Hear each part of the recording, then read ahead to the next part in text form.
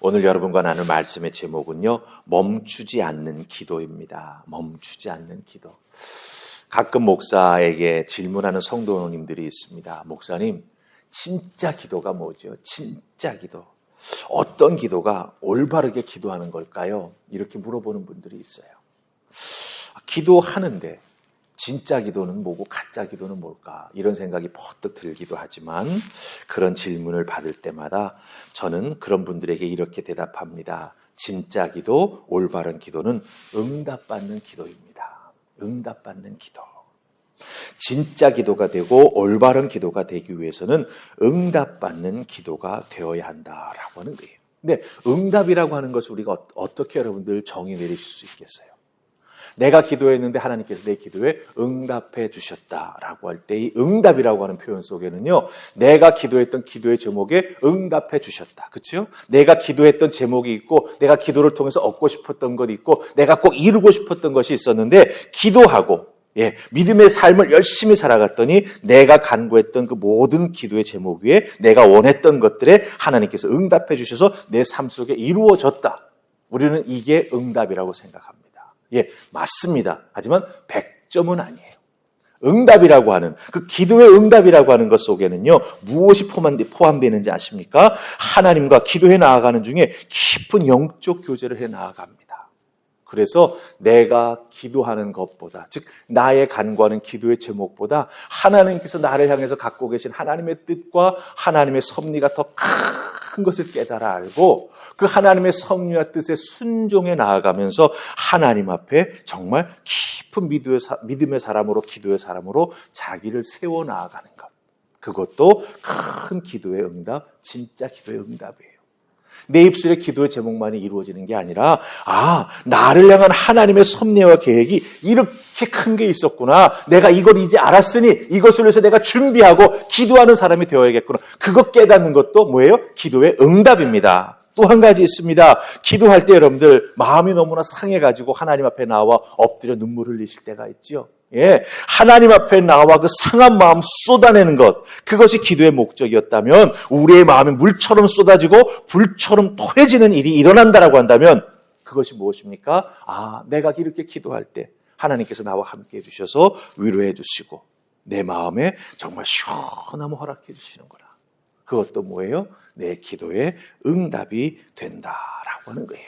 그러니까 여러분들 기도 응답 그러면은 내가 꼭 이렇게 탁 써놓았던 문구가 그대로 이루어지는 것만이 기도의 응답이 아니다. 그리고 진짜 기도, 올바른 기도는 무엇이냐? 간구하는 내 기도에 하나님께서 어떤 모양이든지 분명히 응답해 주신다라고 하는 것을 믿고 기도하는 게 진짜 기도입니다. 그래서 하나님과 깊이 만나는 것, 하나님 앞에 눈물 쏟으며 내 마음속에 정말 감사가 넘치는 그런 은총을 덧입는 것, 그것도 기도의 응답이 될 수 있다라고 하는 거예요. 근데 오늘 우리가 읽은 말씀 속에 보면 기도의 사람 다니엘이 나오는 것을 보게 됩니다. 그렇죠? 근데 이 다니엘이 우리가 6장 10절까지만 보았지만 여러분들이 다니엘서 6장의 내용은 뭡니까? 결국 다니엘이 사자굴 속에 던져지는 것 아니에요. 근데 사자굴 속에 왜 던져지죠? 무엇 때문에? 기도 때문에 던져지는 거예요. 사자굴에 던져지면 보통 사람이 그 맹수의 발톱에 찢겨 죽고, 그 입에 그냥 잘근잘근 씹혀져서 먹이가 됩니다. 근데 그걸 아는 다니엘은 끝까지 기도했어요. 다니엘의 기도가 무엇이었는지 우리는 그 내용을 알 수 없지요. 하지만 다니엘은 생명이 잘못하면 끝날 수 있겠다라는 걸 알매도 불구하고 뭐 했어요? 기도했어요. 그렇기 때문에 기도는 끊임없이 우리가 해야 되는 것이고 하나님께서 내 기도에 어떤 응답을 주시든지 때로는 아무 응답 없이 침묵하시든지 기다리게 하시든지 그렇죠? 내 마음에 기쁨을 주시든지 깨달음을 주시든지 눈물을 주시든지 그 모든 것은 하나님께서 우리에게 주시는 기도의 응답이 된다라고 하는 거예요. 그렇기 때문에 응답받는 기도, 정말 진짜 기도를 잘하는 하나님의 사람이 되기 위해서는 우리는 다니엘의 기도하는 모습 속에서 분명히 깨닫고 배워야 될 기도의 모습이 있습니다. 자, 우리 4절과 5절 말씀을 같이 읽으십시다. 4절 5절 찾았죠? 같이 읽습니다. 4절 5절 시작. 이에 총리들과 고관들이 국사에 대하여 다니엘을 고발할 근거를 찾고자 하였으나 아무 근거 아무 허물도 찾지 못하였으니 이는 그가 충성되어 아무 그릇됨도 없고 아무 허물도 없음이었더라. 그들이 이르되 이 다니엘은 그 하나님의 율법에서 근거를 찾지 못하면 그를 고발할 수 없으리라 하고. 아멘. 자, 다니엘이 이 3명의 총리 중에 한 명으로 포함됩니다. 하나님께서 지혜를 주시고, 그렇죠? 예, 포로로 잡혀왔지만 그곳에서 왕의 교육을 받으면서도 믿음의 그 자기의 절개를 지켰습니다. 정체성을 지켰습니다. 그랬더니 하나님께서 다니엘을 승승장구시키는 거예요. 120명의 고관 대작들을 그 밑에 거느립니다. 그리고 3명의 총리를 세웠는데 그 중에서도 군기 일학처럼 빛났기 때문에 왕이 다니엘을 총리 셋 중에 우두머리로 세워서 나라를 다스리려고 합니다. 그런데 그것을 보고 고관 대작들과 나머지 총리 2명이 시기 질투를 하는 거예요. 저를 꺾어야 된다. 왜요? 이 나라의 포로로 잡혀온 이스라엘 출신이라고 하는 거예요. 우리와 같이 금수저도 아닌데 흙수저로, 아니 노예 수준으로 잡혀온 자인데 어떻게 이 나라를 다스리는 총리가 될 수 있겠느냐, 용납할 수 없다라고 하는 거죠. 그래서 다니엘을 고발, 모함할 수 있는 근거를 찾기 시작합니다. 총리로 다스리면서 혹시 슬쩍 뒤로 챙긴 것 없나? 갑질한 것 없나?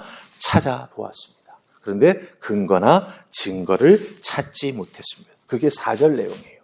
그러자 그들이 또 무슨 꿍꿍이를 탁 꾸며냅니까? 다니엘 하나님의 사람, 믿음의 사람이라는 걸 알지요. 그래서 5절에 뭐라고 말합니까? 하나님의 율법의 근거에서 다니엘의 흠결을 찾지 아니하면, 다니엘을 고발할 수 있는 근거를 찾지 아니하면, 즉 율법을 이용해서 다니엘을 넘어뜨리지 아니하면 우리는 다니엘과 싸워서 이길 수 없다라고 하는 거예요. 그래서 그들이 꿍꿍이를 꾸밉니다. 어떻게 꿍꿍이를 꾸밉니까?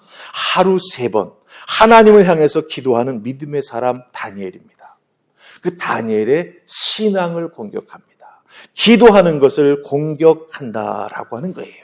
여러분들, 여기서 우리가 분명히 깨달아 알아야 될 것이 있습니다. 믿음의 사람들이 믿음 생활 바로 하려고 할 때, 하나님 앞에 기도하며 매달리려고 할 때, 말씀과 기도를 통해서 거룩해지기 위해서 한 걸음 더 하나님 앞에 가까이 나아가려고 마음 먹고 결단하고 첫 걸음을 딱 내디딜 때 어떻게 되죠? 그 첫 걸음을 넘어뜨리기 위해서 함정을 파놓고 기다리는 어둠의 세력이 있다라고 하는 거예요. 때로는 그 어둠의 세력이 가까운 사람을 이용하기도 합니다.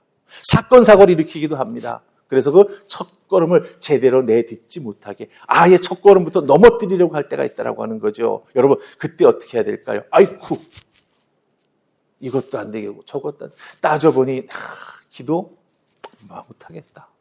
포기해야겠다. 여러분, 그렇게 돼서는 안 된다라고 하는 거예요. 그래서 덫을 놓지요. 다니엘을 무너뜨리기 위해서. 다리오 왕에게 제안을 합니다. 다리오 왕 이외에 신이나 사람에게 기도하고 도움을 구하는 자는 다 사자굴 속에 던져 넣어 죽이십시다. 다리오 왕만이 능력자니까 왕의 모든 것을 세울 수 있는 법안을 만들려고 하니 도장 찍어주십시오. 도장을 확 찍어주죠. 다니엘을 죽이기 위한 그런 사전 공작이었습니다. 그래서 9절에 보면 조서를 다 내렸습니다. 조서를 내렸다라고 하는 건 뭐예요? 모든 그 나라 백성들이 다 알게 되었다라고 하는 거예요. 그럼 누구도 알았을까요? 다니엘도 알았죠. 우리 10절 보십시다.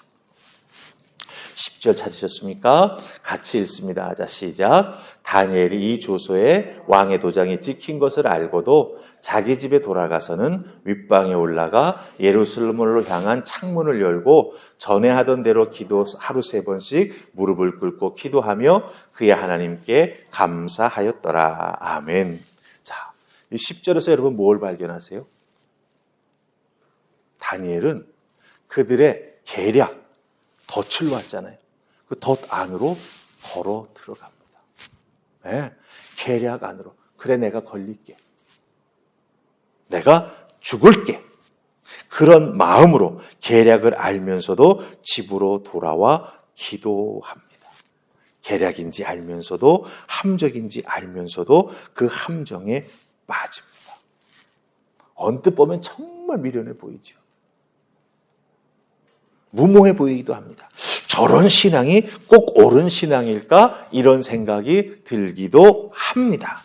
어리석어 보이고 무모해 보이기도 합니다. 다니엘의 그런 모습이 분명히 오늘 말씀 속에 나타납니다. 하지만 다니엘의 그 모습, 그 무모해 보이는 그 모습 속에 우리에게 분명히 주시는 하나님의 메시지가 있습니다. 이 21세기를 살아가는 편한 상황 속에서 살아가는, 사실 예수 믿는다고 목에 칼이 들어오진 않잖아요. 그렇죠? 근데 지금 다니엘의 모습은 어떻습니까? 목에 칼이 들어온 거 아니에요. 기도한다고, 하나님 믿는다고. 그런 의미에서 보자면 다니엘의 이런 모습을 통해서 하나님은 믿음 생활하는 오늘의 우리들에게 분명히 전해주시는 메시지가 있다라고 하는 거예요. 기도에 대한, 믿음에 대한, 결단에 대한. 무엇입니까? 첫 번째는요, 어떤 경우에도 영적으로 져서는 안 된다라고 하는 거예요. 여러분, 어떤 경우에도 영적으로 져서는 안 된다라고 하는 거예요. 다니엘을 시기하고 다니엘을 무너뜨리려고 하는 배후에는 누가 있습니까? 2명의 총리와 120명의 고관대작이 있습니다. 근데 그 총리와 고관대작을 움직이는 사주하는 세력이 있습니다. 그게 뭘까요? 바로 사탄과 마귀입니다.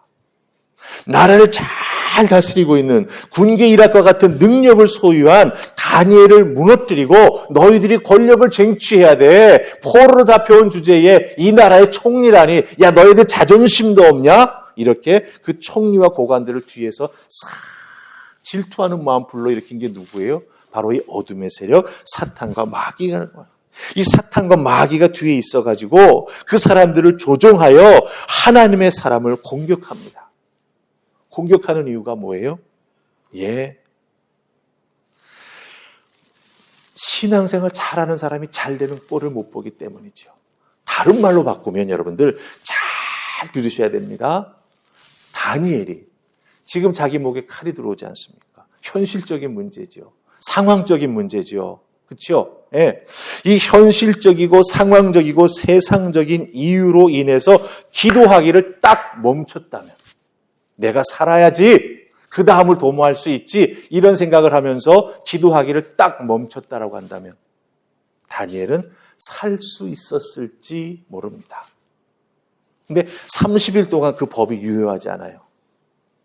다리오 왕이 서명한 그 법안은 다른 신에게나 다른 왕에게 기도하거나 도움을 구하면 사자굴에 던져야 된다. 30일 동안 유효한 거예요. 생각해 보세요. 거기에 대해서 다니엘이 수긍하고, 그래, 내가 기도 좀 쉬지. 지혜로웠을지 모르지만 30일 동안 다니엘의 마음속에 일어나는 패배감. 그렇죠? 지금까지 지켜왔던 그 순전한 믿음의 정체성. 왕이 자기 앞에 정말 산에 진미를 탁 쌓아놓고 그걸 먹이면서 이방의 공부를 시키고 왕의 법들을 알려줄 때에도 그것을 잘 이겨나갔던 다니엘인데, 그것을 일순간에 무너뜨리고 현실적이고 상황적이고 세상적인 이유로 내가 살아야겠다라고 하는 생각이 들어서 그것을 포기하고 기도하기를 그만두었다라고 한다면 다니엘의 마음속에 30일 동안 그 패배감은, 그렇죠? 말로 다 할 수 없었을 거예요. 아마 스스로 목숨을 끊었을 수도 있다는 생각을 해봅니다. 왜? 그만큼 이 패배감은 우리 믿음의 사람들을 영적으로, 육적으로, 또한 감정적으로 죽일 수 있다라고 하는 거예요. 여러분, 우리도 마찬가지입니다. 우리들의 삶의 현장에서 여러 모양으로 우리가 공격을 당하죠. 그때 우리는 그래, 이번만 좀 내가 좀 양보하고 넘어가지. 내 몸이 너무 피곤한데 이번 예배 한번 빠지지. 이번 특세 한번 내가 쉬지. 날씨도 추운데. 여러분, 근데 기억해야 될 것은요, 눈에 보이는 게 전부가 아니에요. 다니엘 눈에 보였던 총리 2명, 120명의 고관대작, 그게 다가 아니잖아요. 그 뒤에 누가 있었어요? 마귀, 사탄이 있었어요. 우리는 그와 같은 것을 볼 수 있는 믿음의 사람이 되어야 합니다. 눈에 보이는 게 전부가 아니라고 하는 거예요. 그 뒤에 분명히 사탄 마귀가 있고 사탄 마귀가 사주하고 있다라고 하는 거예요. 그래서 믿음의 사람에게 세상적인 이유로 신앙에서 패배하게 만들고 그 패배감, 그 무력감에 사로잡혀서 일평생 절름발의 신앙을 하게 만드는 거예요. 여러분 그런 신앙생활 하고 싶으십니까? 쩔뚝거리면서? 아니에요. 지금은 우리가 튼튼한 두 발을 가지고 달려나가야 될 때입니다. 영적 전쟁에서 승리해 나가야 될 때라고 하는 거예요. 그렇기 때문에 여러분들 우리가 믿음 생활에 나아갈 때 정말 이와 같은 눈에 보이는 것만 가지고 현실을 판단하고 현실에 안주하거나 현실에 무너지는 우리가 되어서는 안 된다라고 하는 것 꼭 기억하시기를 주님의 이름으로 축복하고 부탁을 드립니다. 눈에 보이고 어렵고 힘들게 만드는 것, 그것은 우리를 영적으로 무너뜨리려고 하는 것이고 우리의 신앙을 포기하게 만들려고 하는 사탄 마귀의 공격의 목적이라고 하는 걸 다 알고 여러분들 우리가 좀 그 믿음을 지켜나가기 위해 기도 생활 지켜나가기 위해 손해보는 것 있을 수 있습니다. 몸이 때로는 피곤해질 수도 있습니다. 하지만 여러분 새벽 제단 한 달만 지켜보세요. 새벽에 벌떡벌떡 일어나집니다. 하루를 살아가는 시간이 길어집니다. 오히려 영적으로 또한 삶에 있어서 자기가 목표했던 것들을 이룰 수 있는 것들이 더욱더 많아지고 하나님의 은혜 축복 속에 살아갈 수 있다는 걸 꼭 기억하시고 다니엘처럼 그 자리에서 기도를 멈춰도 비난할 사람 없을 수 있죠. 하지만 다니엘은 자기의 신앙 양심이 그걸 허락하지 못했습니다. 그래서 다니엘이 그 자리에서 기도를 멈추지 아니하고 하나님 앞에 나아가 계속 기도할 수 있었던 것 꼭 본받아 여러분들 이번 2024년 첫 번 특별 새벽기도를 통해서 정말 기도하는 것 하나만큼은 여러분의 것으로 확실하게 붙잡으실 수 있기를 주님의 이름으로 축복합니다. 그래서 영적으로 어떤 것에도 지지 마시고 어떤 상황 속에서도 기도를 멈추지 않는 여러분들 다 되실 수 있기를 주님의 이름으로 축복합니다. 아멘. 우리 이 시간 하나님 앞에 기도하십시다. 주신 말씀 기억하면서 하나님 다니엘처럼 영적으로 세상의 공격에 무너지지 않고 지지 않는 내가 될 수 있기를 소망합니다. 세상이 깔아놓은 함정과 덫에 다니엘은 그 믿음과 기도를 지켜나가기 위해 영적 전쟁에서 절대로 지지 않기 위해 오히려 그 함정 속으로 들어가는 모습을 봅니다. 하지만 그 다음은 하나님이 책임져 주셨습니다. 사자굴 속에서 사자가 전혀 다니엘에게 손 못 대도록 하나님께서 역사해 주셨습니다. 우리들도 다니엘처럼 믿음으로 결단하며 아버지 앞에 영적 전쟁에서 승리하고 절대로 기도를 포기하지 아니하는 하나님의 사람 되기를 소원합니다. 하나님 도와주시옵소서. 손해보는 것 같으나 그것이 진짜 승리하는 것이고 손해보는 것 같으나 그것이 진짜 하나님의 축복을 받는 길임을 깨달아 하는 우리가 되게 주여 도와주시옵소서. 아버지 이 결단이 꼭 우리에게 필요한 새해의 결단인 줄 믿습니다. 주님 승리케 하시고 하나님의 이름을 부르며 부르짖는 우리 모두가 되게 하여 주시옵소서. 그럴 때 하나님께서 새 길을 열어주시고 피할 길을 열어주시고 보호해 주시고 다윗처럼 하나님께서 동행해 주시는 한 걸음 먼저 달려나가시며 그 인생에 있어서 모든 문제를 해결해 주시는 하나님의 전능의 능력이 우리와 함께 해주실 줄 믿습니다. 주여 도와주시옵소서.